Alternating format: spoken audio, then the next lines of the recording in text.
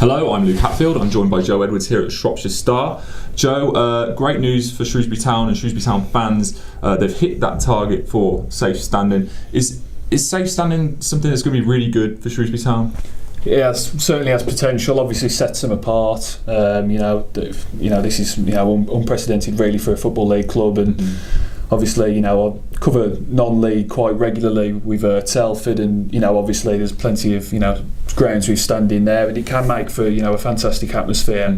FC United of Manchester are an example, and they built a ground a couple of years ago, and it's pretty much all standing, and they can make some real noise down there. So it could really work in Shrewsbury's favour. Obviously, there's been a push to get more fans through the door, and obviously winning games and going on a good run recently has obviously helped that, bringing those extra few fans. And I think trying this out and seeing how it goes, I think it's only a good thing for the town. Yeah, I mean we've seen it implemented at places like Celtic as well. Obviously this first club in the top leagues of England to go out and do it. You touched on the atmosphere. Can we expect more people through the gates? Can we expect a louder Meadow?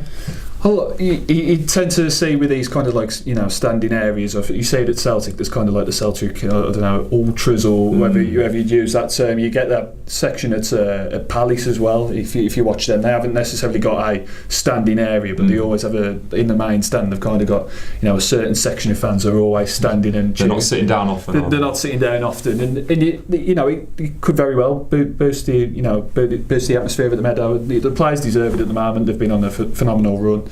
There has been a good few extra fans turning out to see the side, and anything to boost the atmosphere obviously is welcome. Yeah, so safe standing on the agenda at Shrewsbury Town. For all your latest on that, make sure you stick with ShropshireStar.com.